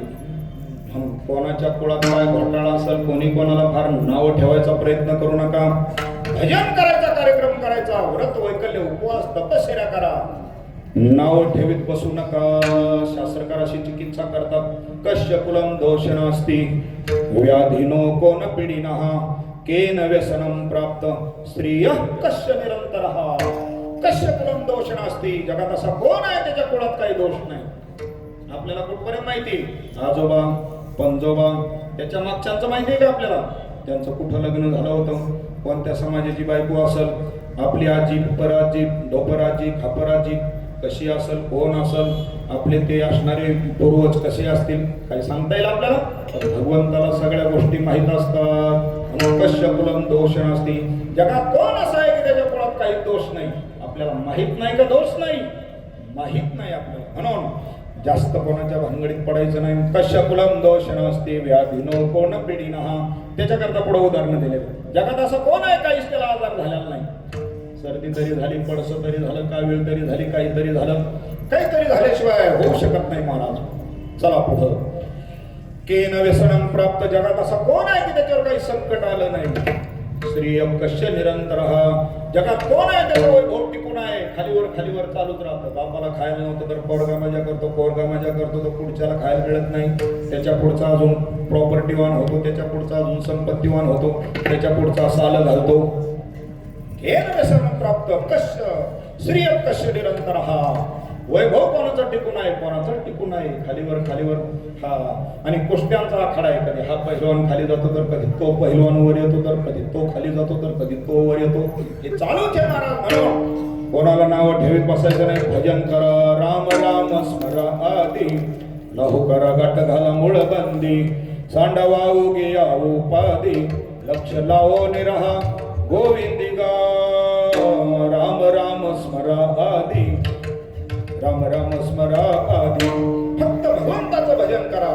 अशा पद्धतीने वर्म भेदक बोलू नका, मर्म भेदक बोलू नका, पारुषम म्हणजे कठोर बोलू नका. जोरात आवाज उचलून जर घरातली बाई किंवा पुरुष जर बोलला तर घर फुटत महाराज. भांडणं तंडणं होतात. कोर्ट कचेऱ्या होतात, भानगडी वाढतात. गाव असो, घर असो, देश असो, काही असो, आवाज वाढवला की प्रेस्टिज इश्यू निर्माण होतो, धिंगाणा सुरू होतो. म्हणून कठोर बोलू नका. पारुषम म्हणजे कठोर बोलू नका. अनृतम म्हणजे खोटं बोलू नका. जगामध्ये ब्रह्मदेवाचं कुठेही मंदिर नाही. खोटं बोलण्याचा परिणाम. गोमाता त्या ठिकाणी तोंडाने विष्ठा खाते गाय, तोंडाने काही पण खाते, सगळं अंग गावीचं पवित्र आहे, पण खोटी साक्ष दिल्याचा परिणाम त्या ठिकाणी. आणि गायीला तोंडाचं कोणी दर्शन घेत नाही. खोटं बोलल्याचा परिणाम. किती बाऱ्या खोटं बोलले हे दोघ जण? किती बाऱ्या खोटं बोलले? किती बाऱ्या? फक्त एकदा. आपल्या घरी गेल्यानंतर बघायचं आता इथं कोणाला सवड आहे बघा. तेव्हा शास्त्रकार सांगतात खोटं बोलू नका. मग शेवटचा असणारा आणि महत्वाचा मुद्दा आहे संदिग्ध म्हणजे संशयित बोलू नका. एक दृष्टांत सांगतो, पण म्हाताऱ्या माणसा करता नाही बरं का. थोडा तरुण मुला करता येतं. तरुण मंडळी पण 25% आहेत, माता मावल्यामध्ये 50% आणि पुरुष मंडळीमध्ये त्या ठिकाणी आणि 25% मंडळी आहेत. एका नवीन जोडप्याचं लग्न झालं. इकडे लक्ष द्या. आता गोष्ट आली. आदरणीय पूजनीय सरांनी मला सांगितलं, महाराज लय खेळपाडात घोडं घालू नका, थोड्याफार गोष्टी पण सांगा. आमच्या लोकांना गोष्टी थोड्याशा जरा थोडासा इंटरेस्ट येतो. म्हणलं काय हरकत नाही. एक दोन गोष्टी पण मी तयार करून आणल्या, जे होईल ते होईल, काय काय. आणि मग दोघांचं लग्न झालं. लग्न झाल्याच्या नंतर आता ते बिचारे पोरं पोरी एकमेकाला बोलतात प्रेमाने. त्याच्यात काय नवीन आहे, कोणी पण बोलतं, है का नाही. तर तो मुलगा जो होता नवरदेव, तो आपल्या पत्नीला म्हणतो तू मेरी जान है. काय म्हणतो तो? इकडे लक्ष द्या तरुण मंडळी, तुम्ही जागे आहेत का? हा, तू मेरी जान है. तो आपल्या पत्नीला काय म्हणतो? तू माझी प्राण आहेस, प्राण. आता तिला वाटलं माझ्या पतीने एवढं माझं जर कौतुक केलंय, आपण सुद्धा त्या ठिकाणी त्यांना प्रत्युत्तर थोडंसं केलं पाहिजे, त्यांना समाधान वाटेल असं काहीतरी बोललं पाहिजे. त्यांनी सांगितलं तू मेरी जान है. हिला दमच निघाला नाही महाराज. हिने लगेच दणका ठेवून दिला, तुम जानवर है. काय म्हणली? तुम जानवर है. आता त्याला विचारायला काय अर्थ कळला नाही. कोचामलम गडी. जेवायला तयार नाही, कामाला जायला तयार नाही, रसून बसला, आई वडिलांना बोलाना, तिकडं रानात जाऊन बसायचा, जेवायच्या वेळेला येतच नसायचा, जेवायला आला की ताट फेकून द्यायचा. 2-3 दिवस असा कार्यक्रम. त्या मुलीला वाटलं कायच झालं असेल आता नेमकं. 2-3 दिवसाने तिने विचारलं झालं काय? मी नवीन त्या ठिकाणी आहे, मला आपला स्वभाव माहित नाही, आवडीनिवडी माहित नाही, नक्की नेमकं काय झालं. त्यावेळेला त्यांनी त्या रागाच्या तडक्यात सांगायला सुरुवात, अरे मी एवढं तोंड भरून तुला म्हणतो तू मेरी जान है आणि तू मला कुशल जनावर म्हणतेस. तिने सांगितलं अहो तसं नाही येते, तुम्हाला लक्षात नाही आलं. तुम्ही काय म्हटले? तू मेरी जान है. आणि मी काय म्हटलं? तुम जान वर है. ज्याला कळलं असेल त्याला कळलं, ज्याला नाही कळलं त्याला धन्यवाद. वर म्हणजे नवरदेव, वधू म्हणजे नवरी. जान तिचं नाव समजा आणि जानचे वर हे. वाईट काय बोलली ती? मी जान आहे, तुम्ही माझे मालक आहेत. पण गड्याला न कळण्याचा परिणाम संशय निर्माण झाला. खेळ खंडोबा झाला 2-4 दिवस.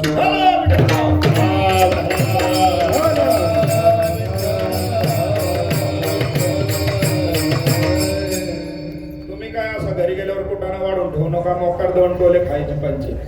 हा, शास्त्रकार सांगतात संदिग्ध बोलू नका, संशयित बोलू नका, सरळ बोला ना. संशयित बोलल्याचा परिणाम त्या ठिकाणी अशा पद्धतीने झाला.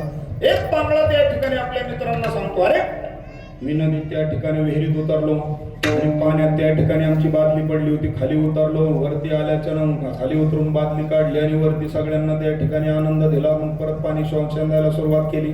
कोण बोलतोय? पांगळा. काय म्हणतोय? मी एवढा कुठाने गेला. शक्य आहे का हे? पांगळा मनुष्य करू शकत नाही म्हणतात. संशयित बोलणं अशा पद्धतीने त्या ठिकाणी. मग शास्त्रकार सांगतात कसं बोला. महाराजांनी आताच प्रमाण दिलं, बोलू ऐसे बोला जेने बोले विठ्ठल डोले, प्रेम सर्वांगाचे ठाई. सेवेकरता घेतलेल्या अभंगाच्या पहिल्या चरणामध्ये सांगतात बोलू ऐसे बोल. असं काय बोलू की भगवान परमात्मा डोलला पाहिजे, हसला पाहिजे, खुश झाला पाहिजे, एकदम प्रेम निर्माण झालं पाहिजे भगवंताला. आपल्या बोलण्याने त्या ठिकाणी मग कसं बोललं पाहिजे? माऊली ज्ञानोबा त्याला पुष्टी देतात. तैसे साचा आणि मळ मितले आणि रसळ शब्द जैसे कल्लोळ अमृताचे. साच म्हणजे खरं बोललं पाहिजे. खरं काय या जीवनामध्ये? एक देव खरा आहे आणि एक त्याचं नाव खरं आहे. सत्य साच खरे नाम विठोबाचे बरे. त्यानंतर दुसरं काय खरं आहे? भगवान परमात्मा एक खरा आहे. सत्य तो विठ्ठला कागा हा दाविला जगता कारण. देवाशिवाय सगळं काय खोटारडाय लटी का व्यवहार.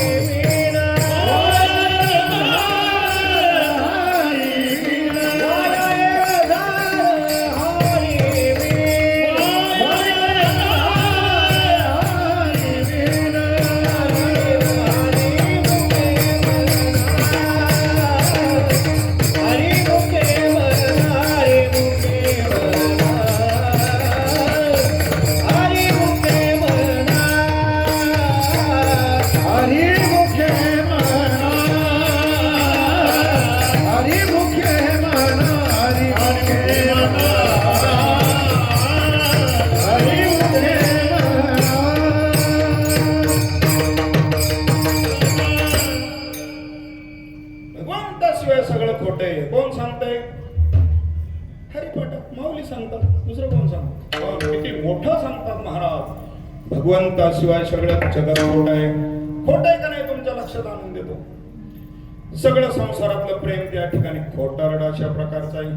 भगवंताचं प्रेम त्या ठिकाणी एकदम खरं आणि टिकाऊ अशा प्रकारचं. आदरणीय पूजनीय सरांना एक थोडा मिश्किल प्रश्न विचारतो मी तुमच्या खुशी सरांना. सर, ज्या वेळेस लग्न झालं होतं, माझं झालंय, तुमचं झालंय, जवळजवळ सगळ्यांचं झालं. लग्न झालं होतं त्यावेळेला ताई, खुशीताई, तुमचं जे काम असं पटकन ऐकायचं त्या आता ऐका त्यात का अजिबातला वाट नाही बोलायचं. तुम्ही बोलणार पण नाही. ऐकायचं का बिघडला कार्यक्रम माझा तुमच्यापेक्षा डबल बिघड. नसल बिघडला तिथं आमची लक्ष्मी आलेली तिला विचारा. कारण पहिलं नुसतं पाणी म्हणूस तर कपड देऊन पाणी देत होते. आता 4-5 बाऱ्या सांगितलं तरी मग तिथून पुढे 6 वेळेला काय पाहिजे म्हणजे 5 वेळेला सांगितलेलं मोकारच केलं आहे का नाही. आता हे सगळ्यांचं असंच झालंय. पण आता काय सगळ्याला विचारून काय फायदा नाही. पाटील तुमचं कसं काय असं बिघडलंय ना. त्याचं कारण प्रेम टिकून राहत नाही आपलं संसारातलं. सगळ्यांचं प्रेम त्या ठिकाणी बिघडतंय. सगळ्याच गोष्टीवर आपला असाच कार्यक्रम आहे महाराज. वयस्कर पती पत्नी आणि आळंदीच्या पेठेतून म्हणा पुण्याच्या पेठेतून सोन्याच्या गल्लीने चालले. वयस्कर दोघांनी एकमेकाला हाताला धरलेला आहे. रिटायर झालेले साहेब आणि साहेबीन हाताला धरलंय एकदम जपून. सगळ्या पेठातले दुकानदार मंडळी, गिऱ्हाईक मंडळी म्हणतात बापरे, जवळजवळ 80-85 वयाची ही जोडी, काय यांचं प्रेम आहे एकमेकावर. हाताला धरून असं जपून चालवलेलं म्हातारीने म्हातारीला एकमेकाला. त्यावेळेला माझ्यासारखा एक जण होता, त्याला राहावलंच नाही. त्याने विचारलं, बाबा हो आमचं त्या ठिकाणी 40 वर्षानंतर त्या ठिकाणी अशा प्रकारचा सगळा धिंगाणा होतोय घरामध्ये, तुमचं एवढ्या वयाला सुद्धा प्रेम टिकून कसं काय? त्यांनी सांगितलं, थांबा तुम्हाला सांगतो खरं. ही गल्ली कशाची आहे? सोन्याची. जर ही ह्या सोन्याच्या गल्लीमध्ये, सोन्याच्या ह्या पेठेमध्ये जर ही हातातून जर सुटली ना, कोणत्या दुकानात शिरून 1-2 लाख रुपयाला मला टाकील त्याची गॅरंटीच नाही म्हणून अशी धरून चालली. सुटली की 1-2 लाखाला टाकलंच मला. त्याचं कारण का? हे आपलं प्रेम महाराज, हे आपलं असं प्रेम आहे. आपलं प्रेम सगळं धोरणं कशा प्रकार. म्हणून माऊली त्याला म्हणतात लटिका व्यवहार. खोटारडा कार्यक्रम आहे, नाटकी प्रेम चालू आहे आपलं.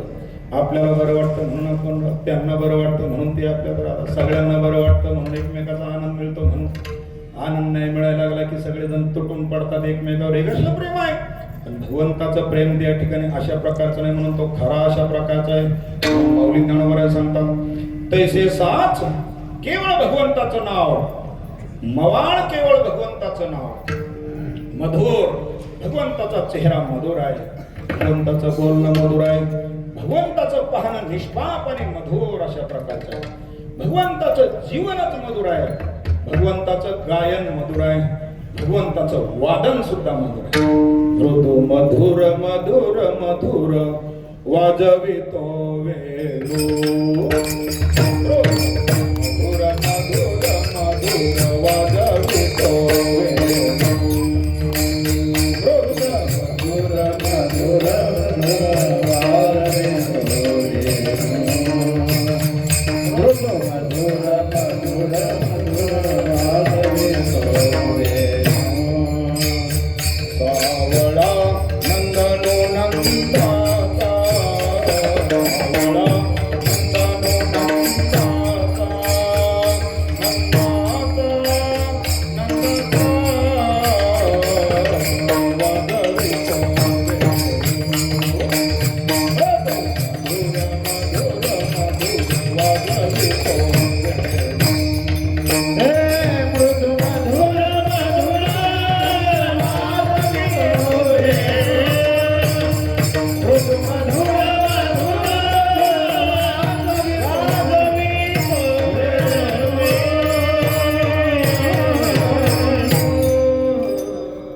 काही मंडळी म्हणते महाराष्ट्र आता नाचायला लागली, वादा कुठं वाढलं, कधी आवडणार आहे हे सगळं, काही का नाही. तेव्हा फार फार तर 10-5 मिनिटं वाढेल, जास्त नाही वाढणार, कारण चालूच आहे रोज आनंद महाराज. मी घरातही असं मला कधी कधी ताल आला की माझं घरात तुम्ही म्हणता नुसतं कीर्तनात. आमच्या लक्ष्मीला खाजगीत विचारा बाबाचं कसं, बाब ती म्हणते काही कामातून गेलेली केशी. आमच्या पोरांना पण माहिती आहे. तेव्हा अरे कोणत्या वेळेला काय लहर येईल, पण लहर ही भगवंताची आली पाहिजे. त्याच्याकरता शारीरिक संपत्ती लागते, प्रेम लागतं, त्याच्याशिवाय हे घडत नाही. शरीर व्यवस्थित नसेल तर काय नाचणार. आम्ही आमचा परिवार एकदा आमच्या देवीच्या असणाऱ्या दर्शनाला गेलो होतो नवरात्रामध्ये. आम्ही सगळा परिवार लाईनीला उभे आणि आमच्या पाठीमागं पण काही महिलांच्या गप्पा चालल्या होत्या. एका महिलेचा मला धक्का लागायचा, ताई थोडसा मागसारखा मला धक्का लागतोय. थोडासा बंद व्हायचा धक्का, 2 मिनिटं झाले की परत तसाच धक्का लागायचा. मी सांगता ताई समजत नाही का, थोडं मागसारखा अंतर ठेवा, मला तुमचा धक्का लागतोय. 3ऱ्या वेळेला परत धक्का लागला. मी जोरात थोडं म्हणतो, ताई किती वेळा सांगितलं तरी तुम्ही ऐकत नाही. त्या ताईने मला एकच उत्तर दिलं, महाराज श्वासही घेऊ नाही का माणसाने. तुम्हाला कळालंच कसं, आता डोकीलाच कसे आले तुम्ही. काय सांगितलं त्यांनी, माणसाने श्वासही घेऊ नाही का. म्हणजे त्या बाईने श्वास घेतल्यानंतर पोट आत जायचं, आपलं श्वास सोडल्यानंतर पोट आत जायचं, श्वास आत घेतला की असं मला दानका बसायचा पोट. काय तब्येत होती बाईची, मी पाठीमागो पाय. बापरे बाप, तुम्ही सांगा अशी बाई दिंडीत कधी चालायची, नाचायची कधी, हरिपाठ कधी, पावले खेळायची. आपल्यापैकी जर असं कोणी असेल तर ते कधी उभं राहायचं कीर्तनाला. शरीराची सामुग्री लागते, कथेची सामुग्री, देहावसानावरी. म्हणून अरे जो कीर्तनात नाचत नाही तो नामदेव महाराजांची परंपरा काय पाळणार महाराज. नामदेव कीर्तन करी पुढे देव नाचे पांडुरंग, जनी म्हणे ज्ञान देवा बोला अभंग, अभंग बोलताची रंग, कीर्तनी भरला प्रेमाचे निछंदे विठ्ठल झोपू लागला. नाही काय करणार माणसाला एवढं चुकलेलं सगळं जमत नाही. प्रेमाचे निछंदे विठ्ठल नाचू लागला, माझा ज्ञानराज गोपाळाशीला ह्या वाटी, माझा ज्ञानराज गोपाळाशीला ह्या वाटी. एक सकाळी झाली चंद्रभागे वाळवंटी, एक सकाळी झाली चंद्रभागे वाळवंटी, माझा गोपाळाची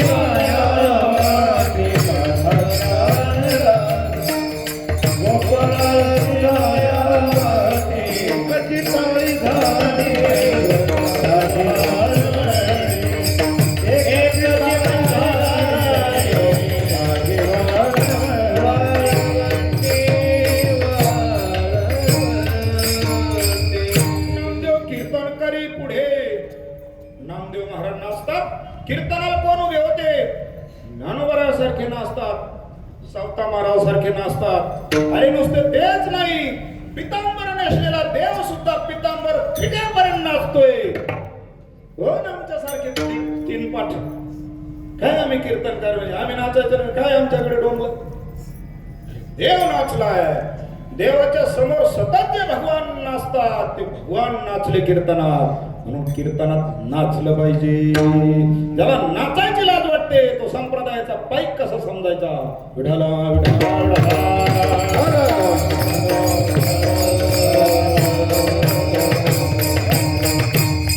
सगळेजण आपण सोहळ्यात चालणारी मंडळी, काय नाचतो महाराज सोहळा.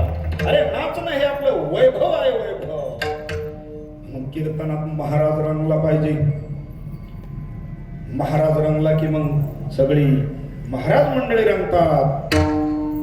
समोर बसलेला महाराजच रंगला नाही तर बाकीचे कसे काय रंगणार? रंगी रंगी रे श्रीरंगी काय भुलराशी पतंगी. अशा पद्धतीने शास्त्रकार त्या ठिकाणी वर्णन करतात की आपण भगवंताला अशा पद्धतीने भगवान डोलला पाहिजे, भगवान नाचला पाहिजे, भगवान त्याला आनंद वाटला पाहिजे. असं बोललं कोणतं आहे? त्याला म्हणतात नाम. संत संगी अंतरंगी नाम बोलावे कीर्तन रंगी देवा सन्निध सुखी. नाव घेतल्याशिवाय देव कशाने डोलत नाही. म्हणून बोल म्हणजे नाम. बोलू ऐसे बोल. असं काय बोलायचं की देव डोलला पाहिजे? अरे देव कशाने डोलत नाही दुसऱ्याने? निजल्याने गाता उभा नारायण बैसल्या कीर्तन करिता डोली. अरे आपण झोपल्या जर देवाचं नाव घेतलं तो बसतो महाराज जवळ येऊन. आपण बसल्या जर त्या ठिकाणी तो देव डोलतोय महाराज. बैसल्या कीर्तन करिता डोले. नाव त्याला आवडतं. एक दृष्टांत सांगतो, एकच कडवं होणारी अजून सेवा समाप्त करून टाकतो. रोज आपल्याला जागायचंय. मी 15 दिवस घंटारा डोंगरावर त्या ठिकाणी पूजनीय माऊलींच्या कार्यक्रमाला सप्ताहाला रोज जातोय. तेव्हा सर्वजण आपण दिवसभर शेती इकडं तिकडं थकलेली मंडळी असतात. अशा पद्धतीने आपल्याला त्या ठिकाणी आणि 9:15 पेक्षा जास्त 1 मिनिट सुद्धा जाणार नाही. ते सुद्धा मला यायला थोडा उशीर झाला. स्वर लावण्यामध्ये थोडस 2-5 मिनिटं आमचे 10-5 मिनिटं गेले. नाहीतर मग ते सुद्धा वाढले नसते. सगळ्यांची मग घेऊ का 10 मिनिटं जास्त? नाही तर तुम्ही म्हणता लगेच मोडून टाकू. 10 मिनिटं फक्त. आता किती वाढले? 9 वाजून 3 मिनिटं झाले. अजून त्या ठिकाणी 7-8 मिनिटांमध्ये आपला कार्यक्रम संपून जाईल. एकच दृष्टांत सांगायचा. भगवान परमात्मा डोलतात कसे काय? तर त्याच्या अगोदर आपल्या भगवान केशीराजाचं भजन करूया. सगळ्यांनी मोठं फ्रेश व्हायचं, टाईट फिट बसायचं, एकदम असा चेहरा एकदम हसरा करायचा व्यवस्थित. भगवंताचं नाव घ्यायचं आपल्याला. माधव मुकुंद मुरारी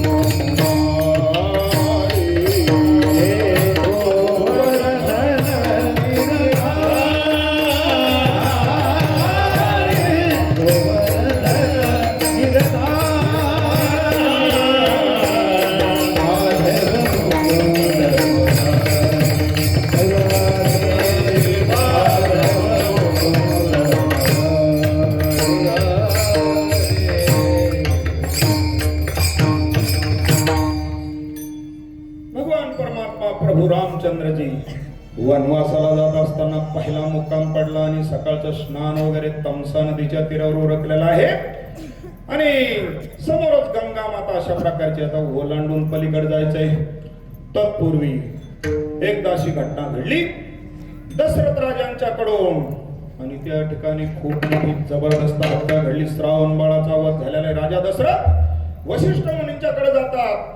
वशिष्ठ मुनी बाहेर गेलेले होते आणि विचारलं मुनी महाराज कुठे आहेत? वामदेव नावाचा शिष्य सांगितलं बाहेर गेलेले आहेत. काय काम होतं राजे साहेब? आपण बसू शकता. सांगितलं माझ्याकडून हत्या घडली, मला त्याचं क्षालन होण्याकरता हत्येचं पाप नष्ट होण्याकरता काय करावं लागेल? सांगितलं समोर बसा, एका क्षणात तुम्हाला उपाय सांगतो. समोर बसून त्या ठिकाणी सांगितलं श्रीराम जय राम जय जय राम, श्रीराम जय राम जय जय राम. फक्त 3 वेळेस भगवंताचं प्रभू रामांचं चिंतन करून घेतलं. मला जा म्हटले तुमचं पाप क्षालन झालेलं आहे. जगात असं इतकं मोठं कोणतं पाप आहे? एकदा नाव घेतल्याच्या नंतर ते शिल्लक राहील, अजिबात शिल्लक राहत नाही. हरि उच्चारणी अनंत पापराशी लयाशी क्षण मात्रे. अशा पद्धतीने दशरथ राजा निघून गेलेले आहेत. वशिष्ठ मुनी संध्याकाळी आलेले आहेत. विचारलं आल्याच्या नंतर हे वामदेवा दिवसभर काय काय घडलं? सांगितलं राजा दशरथ आले, असं असं काम होतं. मी 3 वेळा त्यांच्याकडून प्रभू रामांचं नामस्मरण करून घेतलं, त्यांचं पाप क्षालन झालं, ते परत गेलेले आहे. म्हणले मूर्खायास कुठला कीटक होऊन पडशील म्हणले पाण्यातला. अरे बापरे, एकदम पाण्यातला कीटक झाले महाराज ते वामदेव नावाचे शिष्य. केलेली भक्ती आणि केलेलं तप पुण्य सगळ्या जन्मात सगळ्या असणाऱ्या योनीमध्ये काम आले येतं. माझे भगवान त्या ठिकाणी समुद्रामध्ये सुद्धा क्षीरसागर शेषशयना इथं सुद्धा सासरवाडीमध्ये प्रभू असतात. लक्ष्मी माता त्यांची सेवा करतात. मी इथं पण दर्शनाला जाणार, गुरूंनी जरी शाप दिला तरी दर्शनाला गेल्याच्या नंतर लक्ष्मी माता पायचे पद म्हणल्यासारखं बाजू कासवाच्या रूपात होते. लगेच शेषाने फुसकारा मारला. ज्यांच्यावर झोपलेले होते क्षीरसागरा शेष शयना हिरमुसल्याने तोंड केलं. या जन्मात नाही, पुढच्या जन्मात वाचवा काढणार. पुढं ते केवड झालेले आहेत महाराज. केवड नावाडी बनलेले आहेत ते वामदेव नावाचे शिष्य. प्रभुराम पहिलं तीराला जायला पाहिजे म्हणतात. त्यावेळेला रामचंद्र प्रभू हात मारतात, ओ नावाडी दादा इकडे याने आम्हाला सोडा. आईला लेकराचा आवाज, गुरुला शिष्याचा आवाज, देवाला भक्ताचा आवाज ओळखीचा असतो. ओळखला रे कुठेतरी आवाज हा ओळखीचा वाटतोय. ते असणारे नावाडी थोडे जवळ येतात, पाहतात तर अरे बाप रे, हे तर माझे प्रभू आहेत, हे तर माझं आराध्य दैवत आहे. काय सेवा प्रभू? आम्हाला पहिलं तीराला सोडायचं, सगळ्यांना इतिहास माहित आहे. पाय धुतले वगैरे, तीर्थ घेतलं वगैरे, सगळ्यांना हात मारलं. ज्या वेळेला प्रभू लखनजी आणि सीता माता नावेमध्ये बसतात, त्या नावेला धमकायला सुरुवात केली महाराज त्या नावाड्याने केवटाने. मेरी नैया में लक्ष्मण राम, मेरी नैया में लक्ष्मण राम, नैया में लक्ष्मण राम, मेरे धीरे कहो, मेरी नैया में लक्ष्मण राम, गंगा धीरे कहो, मेरी नैया में लक्ष्मण राम, गंगा मैया धीरे कहो, मेरी नैया में लक्ष्मण राम, गंगा मैया धीरे कहो. कौन की नैया कौन की गंगा, कौन के लक्ष्मण राम राम, गंगा मैया धीरे बहो. हे गंगे, रोजचे प्रवासी वेगळे आणि आजचे प्रवासी वेगळे. रोज कोणीतरी प्रवासी नावेमध्ये बसतात, पण आज माझ्या नावेमध्ये त्या ठिकाणी प्रभू राम आणि लक्ष्मणजी आणि सीता माता आहे. मेरी नैया में लक्ष्मण राम, गंगा मैया धीरे बहू. तो हळूहळू वाहा जरा, लाटा उसळू नकोस. माझ्या रामांना आणि लक्ष्मणाला सीता मातेला त्रास होईल. रोजच्या सारखं धाड धाड धाड धाड करू नकोस हे गंगे. आजचे प्रवासी थोडे वेगळे अशा प्रकारचे आहेत. कोण की नैया कोण की गंगा, कोण के लक्ष्मण राम राम, गंगा मैया धीरे बहो. केवट की नैया भगीरथ की गंगा, केवट की नैया भगीरथ की गंगा। राजा दशरथ के लक्ष्मण राम राम गंगा मैया धीरे बहो, मेरी नैया में लक्ष्मण राम गंगा मैया धीरे बहो। शास्त्रकार वर्ण ही नाव कोणाचे आहे? केवटाची नाव आहे. गंगा कोणाची आहे? भगीरथांची गंगा आहे. हे नावे बसलेले कोण आहेत? हे राजा दशरथांचे सुपुत्र आहेत. हे काय करतात? क्या करे नैया क्या करे गंगा, क्या करे लक्ष्मण राम राम गंगा मैया धीरे बहो, मेरी नैया में लक्ष्मण राम गंगा। तर मला गडबड झाली आणि तुमचा ताल सुरू झाला, घड्याळ पुढे पळू राहिले, कसरत असती अशा टायमाला। तेव्हा भगीरथ की गंगा केवट की नैया, क्या करे गंगा क्या करे नैया, क्या करे लक्ष्मण राम राम गंगा मैया धीरे बहो, पार करे नैया पाप हरे गंगा। हिंदी समझते ना? पार करे नैया पाप हरे गंगा, भवसागर तारे मेरे राम राम गंगा मैया धीरे बहो।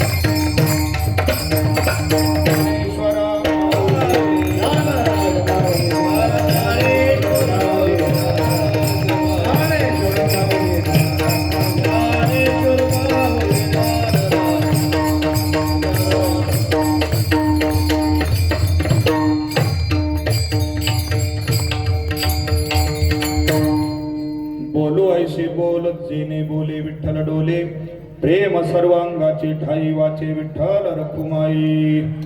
पुढचे चरण बचन घेतवावर विचारंगे, नाचो कीर्तनाचे रंगे, ज्ञान दीप लावो जगी, परे हुनी परते घर तेथे राहू निरंतर। सर्व सप्ताली हाता नामयाचा खेचर दाता, प्रेम सर्वांगाचे ठाई वाचे विठ्ठल रखुमाई। अभंगाचा सार एवढा अशा प्रकारचा आहे। कलयुग समयुग नाही, जो नर कर विश्वास, गाई राम गुणगान, भवतर बिनाही प्रयास, भवतर बिनाही प्रयास। कबीर महाराज वर्णन करतात, कलयुग समयुग नाही, कलियुगासारखं युग नाही, जो नर कर विश्वास, ज्याचा विश्वास आहे त्याला। मग काय करायचं? गाई राम गुणगान, भवतर बिनाही प्रयास, भवतर बिनाही प्रयास। फक्त रामाचं गुणगान करत राहा, जसे असताल तसे, ज्या वयात असताल त्या वयात, जशी परिस्थिती असेल तसं फक्त देवाचं नामस्मरण करत राहा। गंमत अशी आहे, जीवनात फक्त दोन गोष्टीला विसरू नका।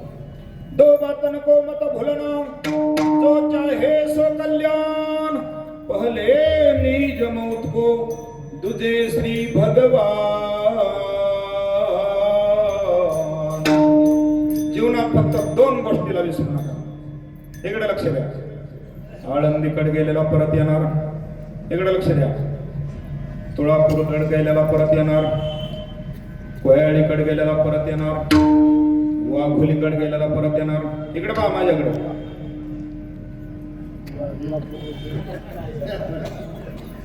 बहुत जन गेले नाही आले मागुती, न देखो काय झाले कान तरी ऐकती.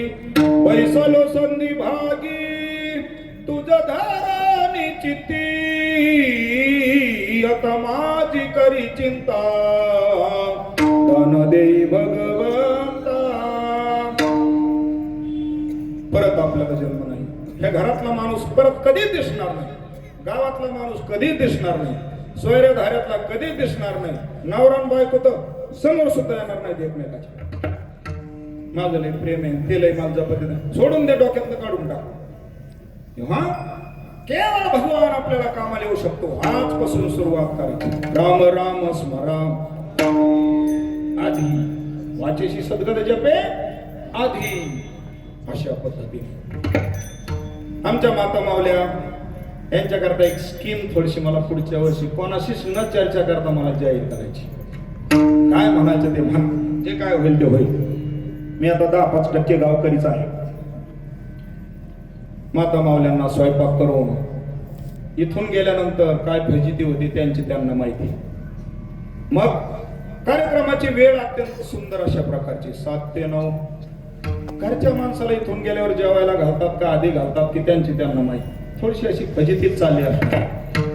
पण या लक्ष्मी माईन मंडळीला, या माता मावल्यांना पुढच्या वर्षी मला आराम देऊ वाटतो. आराम थोडा की कीर्तनाच्या वेळेला त्यांना स्वयंपाकाची झंझट नसली पाहिजे. पहा गर्दी. मग घरी स्वयंपाकच नाही करायचा.